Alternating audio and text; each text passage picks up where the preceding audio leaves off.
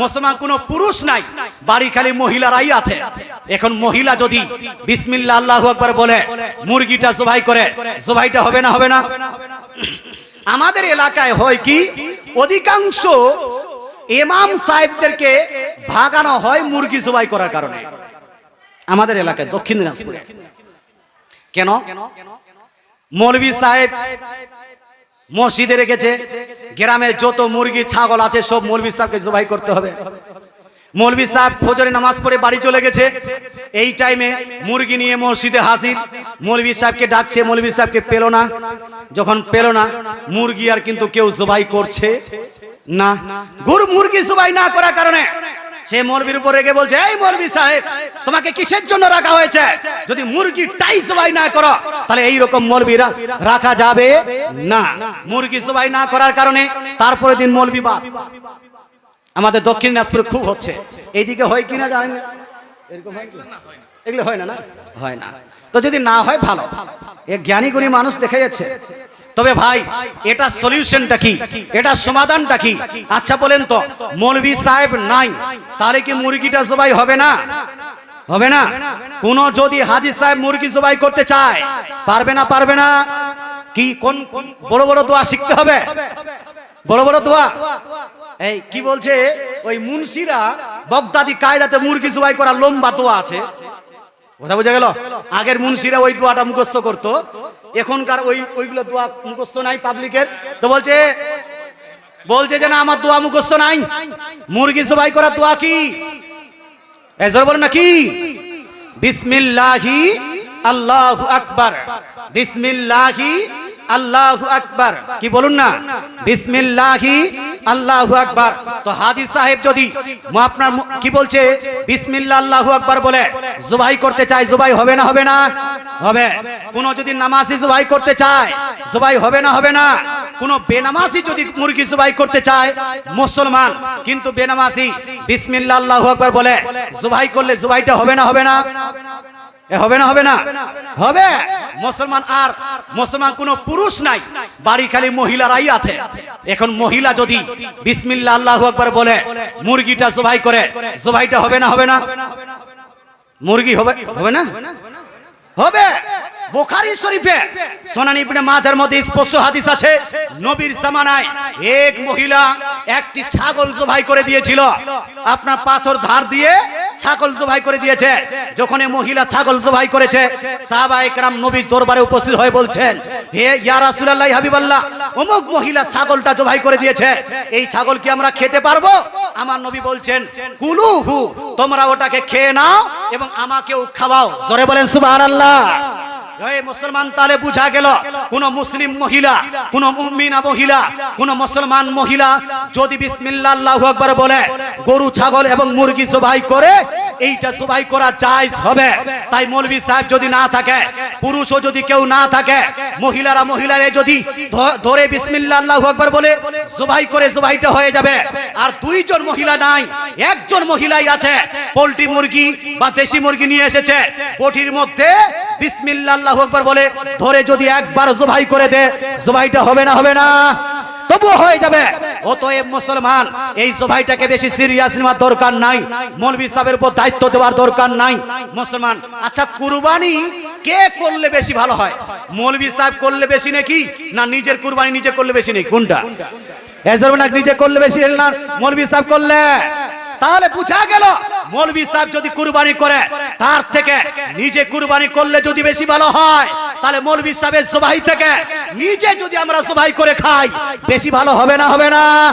নেকি পাবেন না পাবেন না?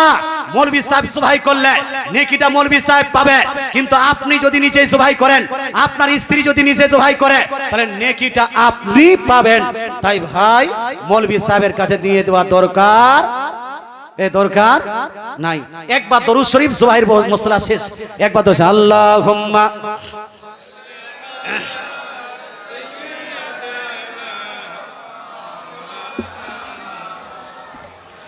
ওয়া আলা আলি সাইয়্যিদিনা সাল্লাল্লাহু তাআলা আলাইহি ওয়া আলিহি ওয়াসাল্লাম। সম্মানিত মুসলিম সমাজ, এবার আসুন আমি যাকাতের মশলাগুলো বলছিলাম। যাকাত মূলত দুই প্রকারের হয়। কত প্রকার? দুই প্রকার। একটু মনোযোগ সহকারে শুনুন। যাকাত, এই মা বোন একটু চুপ করে থাকেন না গো। যাকাত মূলত দুই প্রকারে হয়। একটা হলো বাৎসরিক যাকাত, যেটা প্রতি বছরে একবার দিতে হবে, আর একটা হলো ফসলের যাকাত। যত ফসল কামাবেন সব জায়গায় যাকাত দিতে হবে। মুসলমান বাৎসরিক যাকাতটা নেই। বাৎসরিক যাকাত বছরে একবার দিতে হবে। কোন কোন জিনিসে দিতে হবে? তিন প্রকারের জিনিসে যাকাত দেওয়া লাগবে। কত প্রকার? তিন প্রকারের জিনিসে যাকাত দেওয়া লাগবে। এক, প্রথম প্রকারটা হলো সোনা রূপা, সোনা চাঁদি, টাকা পয়সা। সোনা চাঁদি টাকা পয়সা এটাতে যাকাত লাগবে। দুই নাম্বার, বিজনেসের সম্পদ, যতগুলো বিজনেস আছে সেই বিজনেসের সম্পদে যাকাত লাগবে। তিন নাম্বার, সায়মা জানোয়ার, অথবা যেটা আপনার গরু ছাগল উট আপনার মাঠে ঘাটে চড়িয়ে যেই গরু ছাগল উট আপনারা লালন পালন করেন সেটাতে আপনাকে যাকাত দিতে হবে। তবে আমাদের দেশে তিন নাম্বার জিনিসটা পাওয়া যায় না, কারণ তিন নাম্বার জিনিসের জন্য গরু লাগবে 30 খানা, আপনার ছাগল লাগবে 40 খানা, এতগুলো গরু ছাগল হয় না। দুই নাম্বার বিষয়, গরু ছাগলের যাকাত ফরজ হওয়ার জন্য ওই গরু ছাগলটা বছরের অধিকাংশ টাইমে আপনার ওই চোরে, অর্থাৎ ছাগল চোরা বলেন না আপনারা, মাঠে ঘাটে ঘাস খেয়ে যেটা মানুষ হয় সেই ক্ষেত্রে আপনার ওটা প্রযোজ্য হয়, যেটা বর্তমানে নাই। তাহলে ছাগল গরু নিয়ে আলোচনা করার দরকার নাই। দুইটা জিনিস আমাদের মধ্যে আছে, একটা হলো টাকা পয়সা সোনা গয়না, আর একটা হলো বিজনেসের সম্পদ। টাকা পয়সাকে ধরি, টাকা পয়সা কোন কোন টাকা? আপনার বাড়িতে যেই টাকা আছে, আপনার ব্যাংকে যেই টাকা আছে, আপনার LIC-তে যেই টাকা আছে, আপনার সেভিংয়ে যেই টাকা আছে, আপনি যদি চাকরি করেন চাকরির ক্ষেত্রে কি বলে ওটাকে আলাদা করে 2000 4000 টাকা আপনি করেন না, কাটে না, কি বলে ওটাকে পিএফ। হ্যাঁ, পিএফ এর টাকা, ওই টাকাটাকে সংগ্রহ করে নিতে হবে। তাহলে বোঝা গেল বাড়ির টাকা, বিজনেসের বাড়ির টাকা, তারপর ব্যাংকের টাকা, LIC-র টাকা, পিএফ এর টাকা, এগুলা সব একত্রিত করুন। তৎসঙ্গে বাড়িতে কতগুলো সোনা আছে, আপনার স্ত্রীর কাছে সোনা আছে, আপনার বেটির কাছে সোনা আছে, আপনার মায়ের কাছে সোনা আছে, আপনার নিজেরও সোনার আংটি আছে, এটাকে একত্রিত করতে হবে। তারপর বাড়িতে যতগুলো রূপা আছে, চাঁদি আছে, এই চাঁদি আপনার স্ত্রীর কাছে, আপনার বেটির কাছে, আপনার বোনের কাছে, যেখানেই আছে না কেন এই চাঁদিগুলো একত্রিত করতে হবে। বলবেন হুজুর সোনা তো আছে, চাঁদি তো আছে, কিন্তু চাঁদি হাতের চুড়ি বানিয়ে নিয়েছি, গলার মালা বানিয়ে নিয়েছি, তারপরে আপনার কানের দুল বানিয়ে নিয়েছি, নাকের ফুল বানিয়ে নিয়েছি, পায়ের ঝুমকা বানিয়ে নিয়েছি, এগুলা কি যাকাত দিতে হবে? তো একটি হাদিস শুনুন, এই হাদিসটি লিপিবদ্ধ আছে তিরমিজি শরীফের মধ্যে। তিরমিজি শরীফে লিপিবদ্ধ, আল্লাহ তাআলা রাসূলের কাছে দুইজন মহিলা উপস্থিত হলেন। ওই দুই মহিলার হাতে সোনার চুড়ি ছিল।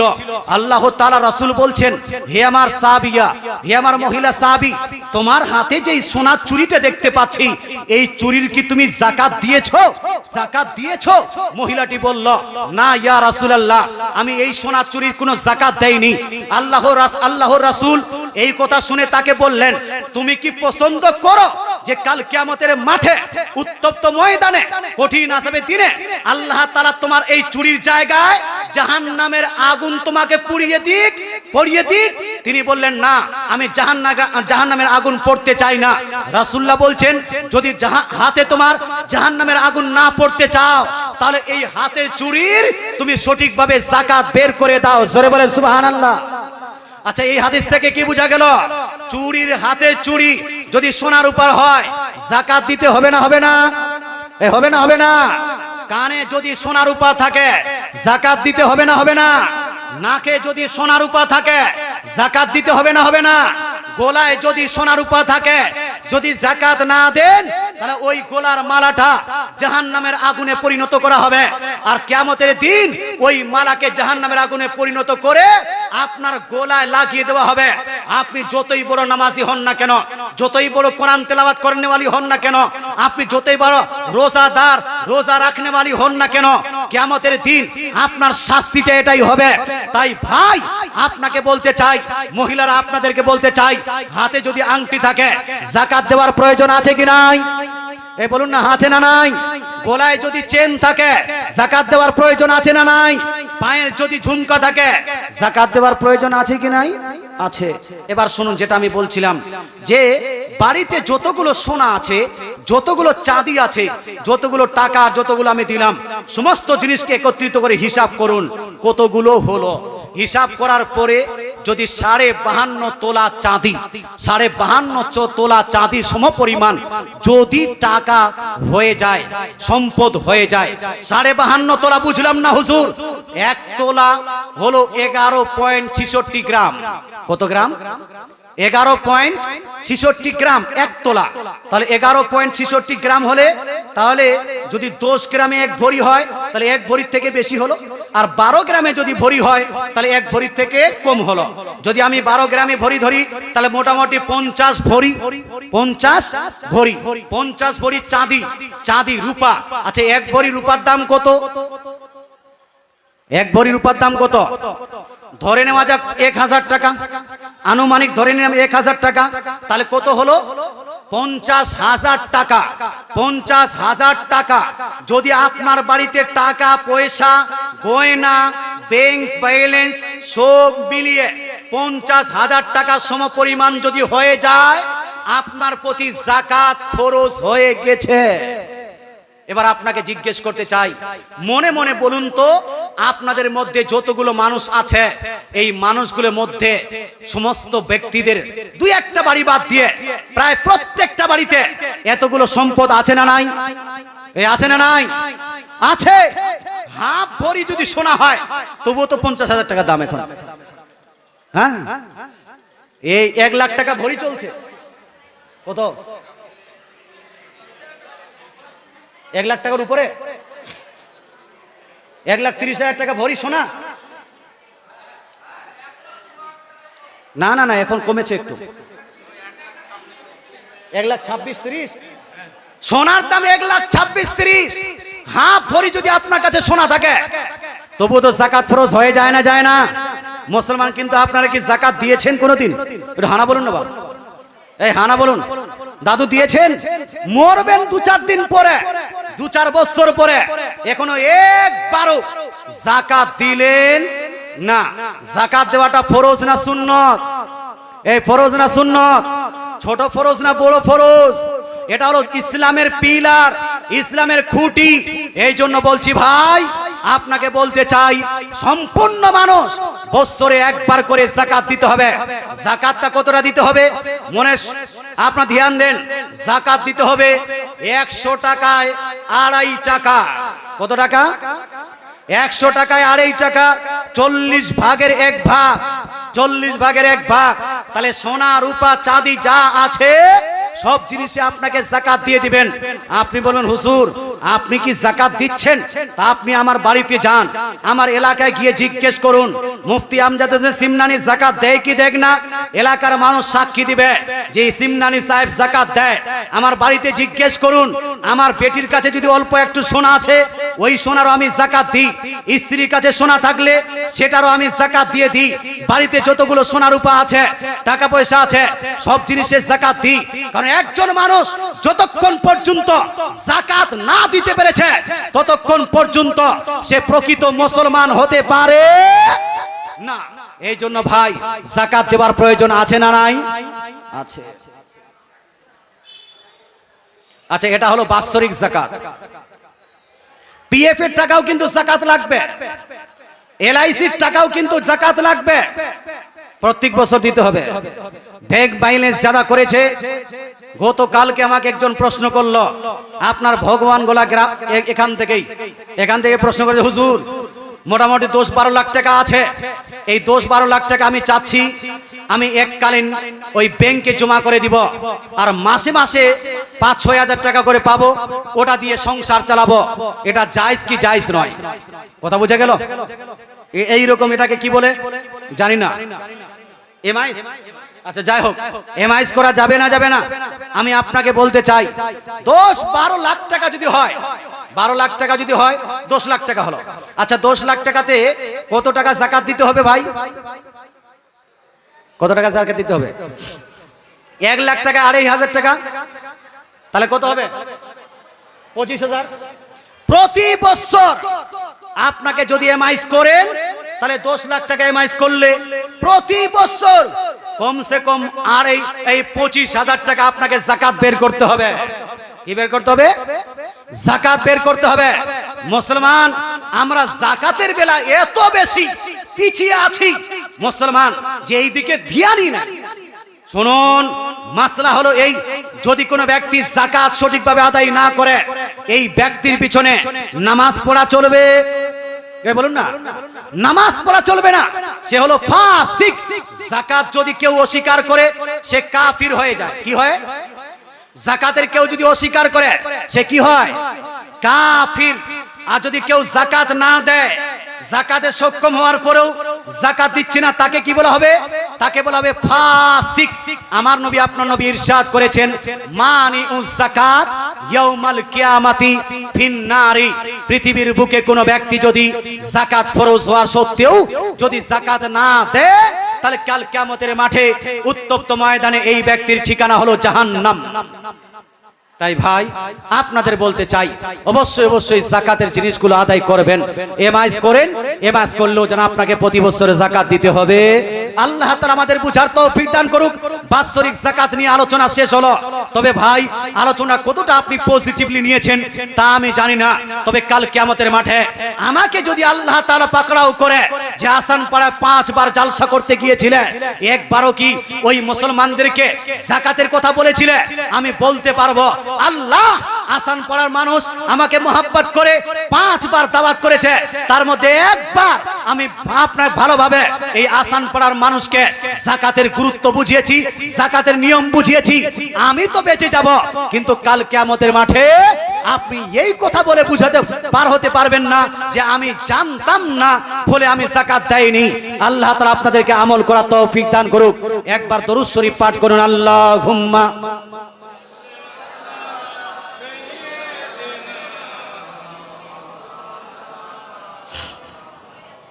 ওয়া আলা আলি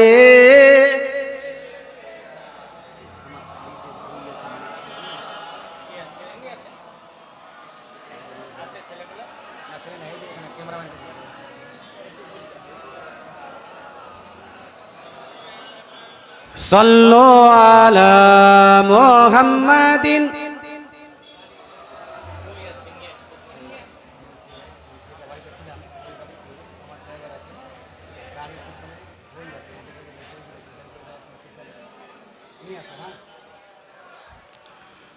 हरदम ज़बां से निकालो সাল্লাল্লাহু তাআলা আলাইহি ওয়া আলিহি ওয়া সাল্লাম। মুসলমান আরেকটা মাসলা হলো এই, এটা হলো বাৎসরিক যাকাত। আর আমরা ফসল লাগাই কি লাগাই না? ফসল লাগান না আপনারা? কি কি ফসল লাগান? ধান লাগান, গম লাগান, সরিষা লাগান, আলু লাগান, ভুট্টা লাগান। লাগান না লাগান না ভাই? পেঁয়াজ, মুলি, টমাটার লাগান না লাগান না? লাগান। এইগুলো জিনিসের মধ্যে যাকাত আছে কি নাই? তো এটাকে বলা হয় ফসলের যাকাত। ফসলের যাকাতকে আরবিকে অন্য শব্দে বলা হয় উশুর। কি বলা হয়? উশুর। উশুর।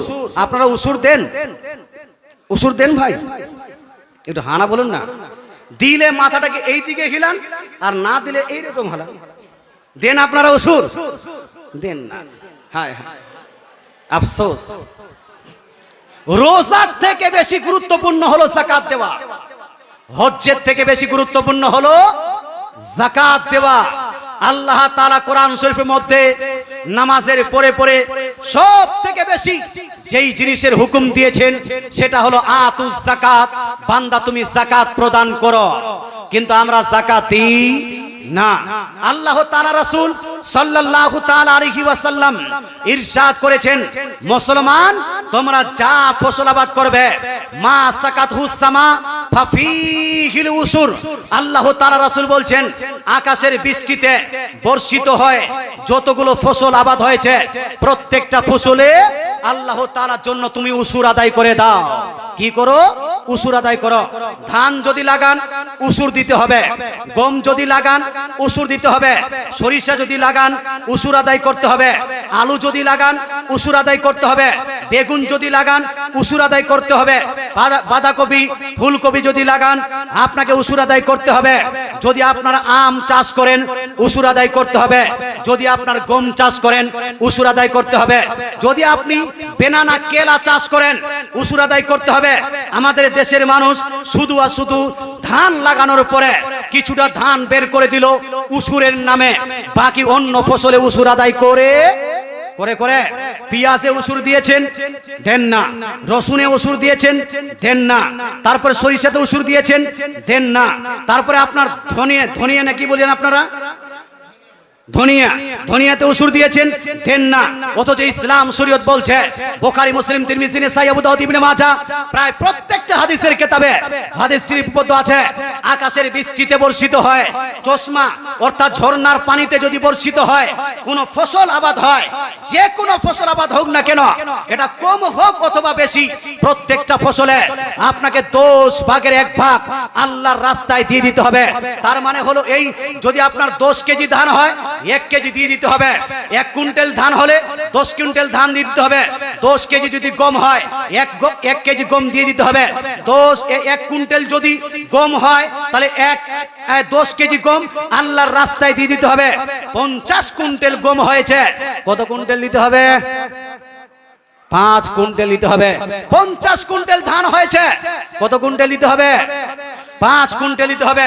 5 কুইন্টালের নাম শুনে আমরা মনে করি হুজুর আমি জান দিয়ে দিব, কিন্তু ধান দিব না।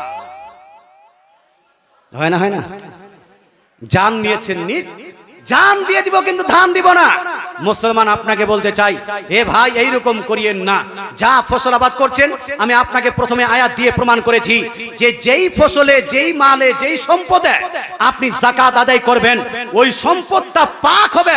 আর যদি ফসলে বা সম্পদে বা টাকা পয়সায় আপনি যদি যাকাত বা উসুর আদায় না করেন তাহলে ওই টাকাটা, ওই সম্পদটা পাক হবে না, ওটা না পাক থেকে যায়। এই জন্য ফসলে যাকাত দেওয়ার দরকার আছে কি নাই? আছে কি নাই? যারা যারা বলছেন আছে হাত তুলে বলুন ইয়া রাসূলুল্লাহ। আচ্ছা, গুরুত্বটা বুঝতে পেরেছেন ভাই? টাকা চাইবো না, গুরুত্বটা বুঝতে পেরেছেন? আমরা আগামীতে যাকাত দেওয়ার আপনার চেষ্টা করব, আগামীতে ফসলের উসুর দেওয়ার চেষ্টা করব।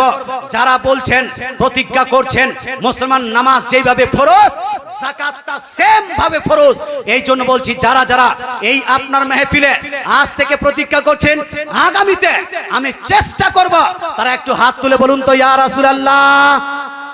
মাশাআল্লাহ, প্রত্যেক বছর আপনি হিসাব রাখবেন, ফসলের যাকাত দিয়ে দিবেন। তবে হ্যাঁ, মাসলা হলো এই, যদি আপনার ফসলটা আকাশের বৃষ্টিতে না হয়, ঝর্ণার পানিতে না হয়, প্রবাহিত নদীর পানিতে যদি না হয়, বরং আপনি যদি পানিটা যদি আপনি কিনে আপনার চাষ করেন, যদি আপনার ডোলের মাধ্যমে, আপনার বালতির মাধ্যমে হাত দিয়ে নিয়ে গিয়ে, আপনার কাঁধে করে নিয়ে গিয়ে যদি আপনি চাষ করেন, কোথা থেকে জল ক্রয় করে যদি আপনি ফসল আবাদ করেন, তাহলে সেই ক্ষেত্রে নিসফুল উসুর অর্থাৎ 20 ভাগের 1 ভাগ, 10 ভাগের 1 ভাগ নয়, 10 ভাগের 1 ভাগ নয়, সেই ক্ষেত্রে 20 ভাগের 1 ভাগ 1 কুইন্টালে 5 কেজি আপনাকে আল্লাহর রাস্তায় দিয়ে দিতে হবে। কত কেজি? কয় কেজি? 1 কুইন্টালে 5 কেজি। আর আকাশের বৃষ্টিতে হলে, একবার আমি আপনাদের জ্ঞান বৃদ্ধির জন্য উল্লেখ করছি, বাপ একটু হানা করবেন। আচ্ছা, ধানে উসুর দিতে হবে না হবে না? জোরে বলতে হবে না হবে না? গমে উসুর দিতে হবে না হবে না? হবে। তারপর সরিষায় উসুর দিতে হবে না হবে না? পেঁয়াজে উসুর দিতে হবে না হবে না? রসুনে উসুর দিতে হবে না হবে না? তারপরে আপনার ওই শাক সবজিতে উসুর দিতে হবে না হবে না? টমেটো, লাল বেগুন যেটাকে বলে, সাদা বেগুনে উসুর দিতে হবে না হবে না? হবে। অর্থাৎ যাহা ফসল আবাদ করবেন প্রত্যেকটা ফসলে কম হোক অথবা বেশি, প্রত্যেকটা ফসলে উসুর লাগবেই লাগবে। মুসলমান, পৃথিবীর বুকে সব থেকে দামি জায়গা কোনটা? জোরে বলুন, সব থেকে দামি জায়গা কোনটা? সব থেকে পবিত্র জায়গা কোনটা?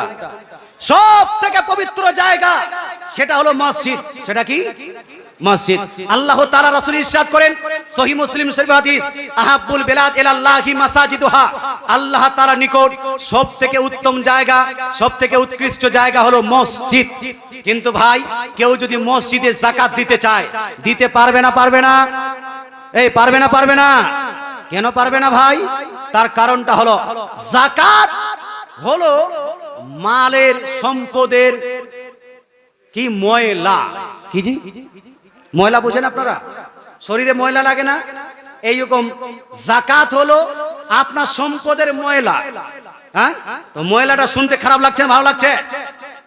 খারাপ লাগছে। যদি আল্লাহ তাআলা রাসূল সাল্লাল্লাহু আলাইহি সাল্লাম এটাকে মসজিদের জন্য এই জন্য জায়েজ করেনি, কারণ মসজিদ হলো পৃথিবীর সবথেকে পবিত্র জিনিস, সবথেকে পবিত্র জায়গা। এই জন্য মানুষের সম্পদের ময়লা এই মসজিদে লাগানো যাবে না। মসজিদে আপনার যাকাতের সম্পদ লাগা যাবে না। মসজিদে ফিতরার টাকা লাগাতে পারবেন? লাগাতে পারবেন? ফিতরার টাকা মসজিদে লাগানো যাবে না। উসুরের টাকা মসজিদে লাগানো যাবে না। তদ্রূপ এই ঈদগাহে আপনি যদি উসুরের টাকা দিতে চান, উসুরের ধান দিতে চান, দিতে পারবেন? পারবেন না। আপনার কি বলছে ফিতরার টাকা দিতে চান, দিতে পারবেন? দিতে পারবেন না, কারণ এটা ময়লা, এটা হলো ইবাদতের জায়গা, আল্লাহ তাআলার নিকট সবথেকে পবিত্র জায়গা। ইবাদতের জায়গায় ময়লা চলবে না। এই জন্য মসজিদ ঈদগাহে যাকাত এবং ফিতরার টাকা দেওয়া যাবে না। কথা বোঝা গেল ভাই? তবে ভাই, ব্যাংকের ইন্টারেস্ট নেওয়া কি জায়েজ? এই প্রসঙ্গে আলোচনা একবার হয়েছে এই আসান পাড়াতে। ব্যাংকের ইন্টারেস্ট চলবে কি চলবে না? মুসলমান এটাকে নিয়ে অনেক ঝামেলা চলছে, অনেক ঝামেলা চলছে। আমাদের আহলে সুন্নাতুল জামাতের মতে, হানাফি মাযহাব মতে, মুসলমান সুদ সব জায়গায় বলা যায় না, সুদ সব জায়গায় বলা যাবে না। মুসলমান ব্যাংকের যেটা ইন্টারেস্ট, বিশেষ করে হিন্দুস্তানের বুকে, ভারতের বুকে যেটা ব্যাংক সরকারের আন্ডারে চলে, এই সরকারের আন্ডারে চলা ব্যাংকে যদি আপনি টাকা রাখেন, এই টাকাতে যেটা লাভ্যাংশ আপনাকে দেওয়া হয়, অতিরিক্ত টাকাটা যে আপনাকে দিচ্ছে, এই টাকাকে সুদ বলে বিবেচনা করা যাবে না, সুদ বলে আখ্যায়িত করা যাবে না। যেহেতু এটা সুদ নয়, তাই এই জিনিসটা খাওয়া আপনার জন্য হালাল হবে না হারাম? হালাল না হারাম? তাই ব্যাংকে টাকা রাখা এটা হলো জায়েজ, ব্যাংকের চাকরি করা এটা হলো জায়েজ। ব্যাংকের টাকা রেখে ব্যাংকের টাকা যদি আপনার লাভ্যাংশ হয়, এই লাভ্যাংশ টাকাটা আপনি নিজের টাকায় নিজের কাজে ব্যয় করতে পারেন, অন্যের কাজে ব্যয় করতে পারেন। এটাকে সুদ বলা যাবে না। সুদের জন্য যেই শর্তাবলী আছে, এই শর্তাবলী এখানে ফিট হয় না বলে এটাকে সুদ বলা যাবে না। কথা বোঝা গেল? কিন্তু কিছু মানুষ এটাকে সুদ বলে আখ্যায়িত করে। আল্লাহ তাআলা আমাদেরকে বুঝার তৌফিক দান করুক, বলেন আমিন। সুদের অনেকগুলো শর্ত আছে মুসলমান, এই শর্ত এখানে পাওয়া যায় না। একবার দরুদ শরীফ পড়ুন। বিয়ে ও সুন্নতের অনুষ্ঠান ঈদগাহে করা যাবে কি যাবে না? অনুষ্ঠান যদি গান বাজনা না হয়, অনুষ্ঠান যদি হারামকারী না হয়, অনুষ্ঠানে যদি বেপরদা নারী না থাকে, অনুষ্ঠানে যদি কোন রকম অবৈধ কাজ না হয়, তাহলে বিয়ে এবং খাতনা কি বলছে? বুঝতে পেরেছি। সুন্নাতের যদি খানার প্যান্ডেল মসজিদে বলছি ঈদগাহে করতে চায়, করতে পারবে, কিন্তু মসজিদে চলবে না, ঈদগাহে চলবে। ঈদগাহে করা যাবে, মসজিদে কিন্তু প্যান্ডেল খাবার প্যান্ডেল করা যাবে না। যেমন জানাজার নামাজ মসজিদে পড়া যাবে, হানা বলুন বাবা, মসজিদে পড়া যাবে না। জানাজার নামাজ মসজিদে পড়া মাকরুহ তাহরিমি আছে, কিন্তু ঈদগাহে যদি জানাজার নামাজ হয়, জানাজার নামাজ করতে চান, করা যাবে না? যাবে না? করা যাবে। তদ্রূপ ঈদগাহে প্যান্ডেলও করা যাবে, খাবারের আয়োজন করা যাবে।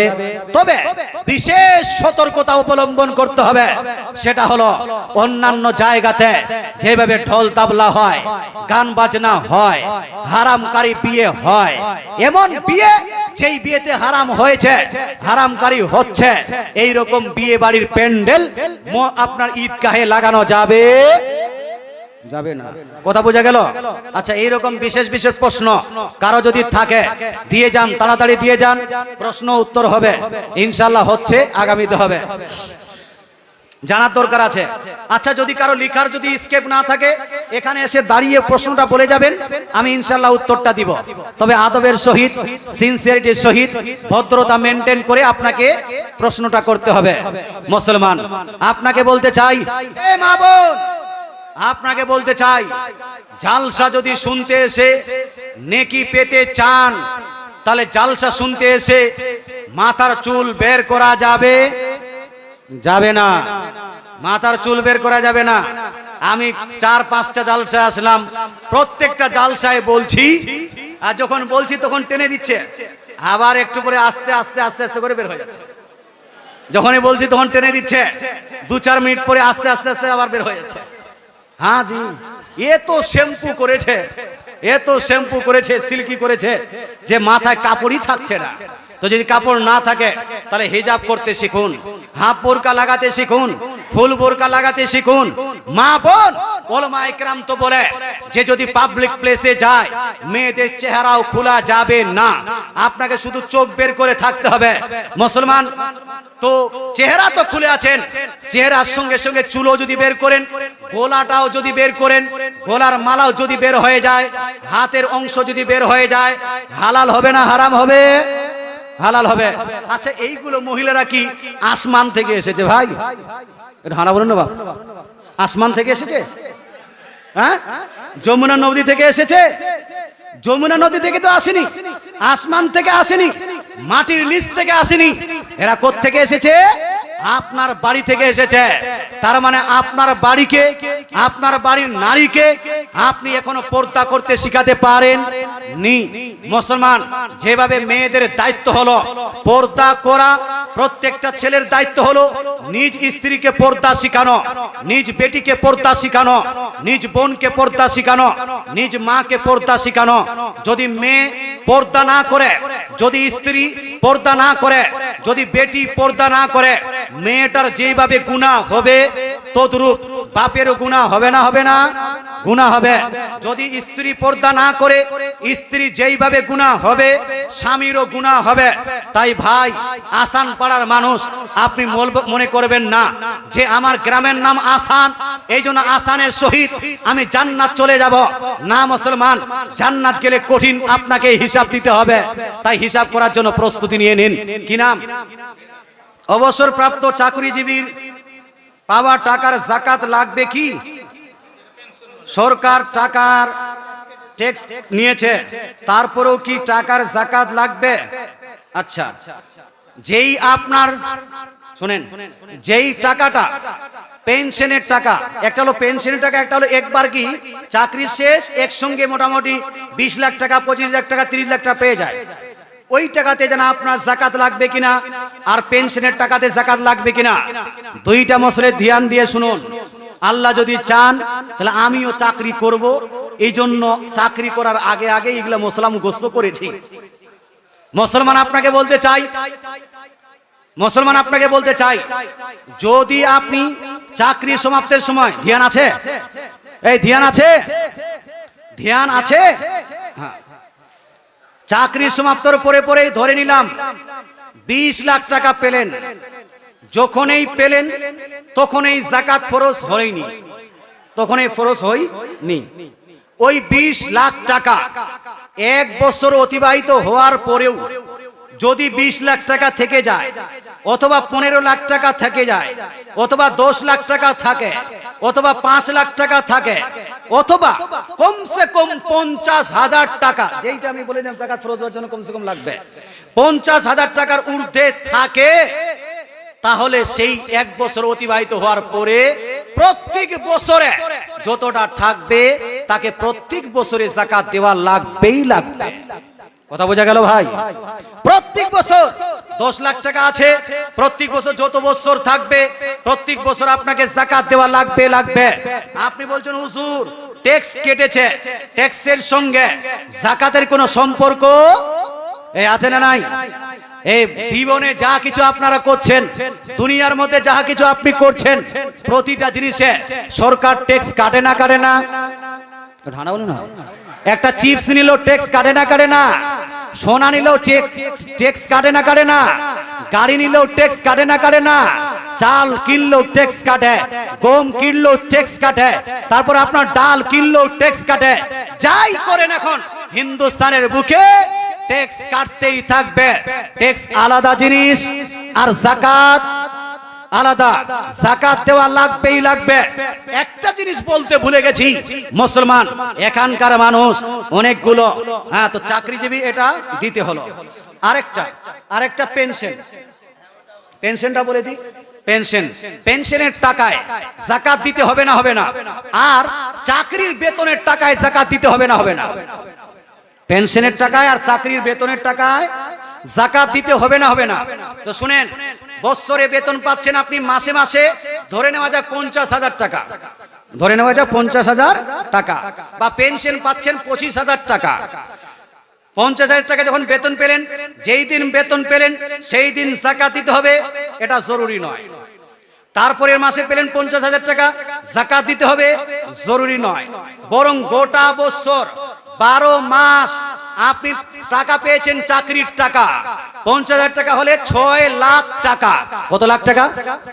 6 লাখ পেলেন, যাকাত ফরজ হলো না।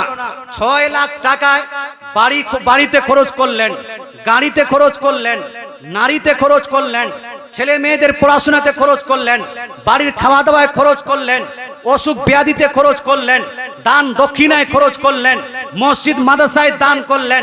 সব কিছু করার পরেও গোটা বছর অতিবাহিত হওয়ার পরে এবার আপনার বাঁচলো কত, এটা দেখতে হবে। 1 বছর 12 মাসের পরে ওই যে আপনার 6 লাখ টাকার মধ্যে বাঁচলো কত? যদি বেঁচে যায় কমসে কম 50,000 টাকা। কত টাকা? ওই ঘুরে ফিরে ওই হিসাব 50,000 টাকা, তাহলে যাকাত লাগবে। ওই ঘুরিয়ে একটাই তো, হ্যাঁ, মানে প্রতি বছর না। তদ্রূপ ভাই আরো যাকাতের মশলা বলে দিই। অনেকগুলো মানুষ সংরক্ষণ টাকা থাকে না, টাকা সংরক্ষণ থাকে না, বরং যখন হজ করতে যায় তখন জমি বিক্রি করে দেয়, বাগান বিক্রি করে দেয়, কোন জিনিস বিক্রি করে দেয়। এই জিনিস বিক্রি করে, জমি বিক্রি করে, বাজার বিক্রি করে, দোকান বিক্রি করে হজ করতে যায়। প্রশ্ন হলো, হজ করতে যে 4 লাখ টাকা বা 4.5 লাখ টাকা, এটা তো 50,000-এর ঊর্ধ্বে। এই টাকাতে কি, হজ করার টাকাটাতে কি যাকাত দেওয়া লাগবে?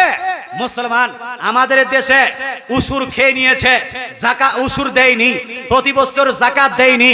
কিন্তু মুসলমান উল্টে হি চাল চলতে হ্যাঁ, দিওয়ান গানে ইশক। আমাদের দেশে মানুষ উল্টা চাল চলে। প্রতি বছর যাকাত দিল না, কিন্তু যখন হজ করতে যাবে জমি বিক্রি করে, যে 5 লাখ টাকা জমি বিক্রি করেছে ওই টাকাতে যাকাত দিচ্ছে, তারপরে হজ করতে যাচ্ছে। হয় না? হয় না? এদিকে হয় না? এদিকে ওই হজের টাকায় যাকাত দেয় না। এদিকে কি বাজে আপনারা, খুব যে মনে হচ্ছে একদম হেলা হুলা মানুষ মনে হচ্ছে, এখনই মনে হয় আসমান থেকে নাজিল হন, এরকম কিছু আপনারা দেন না?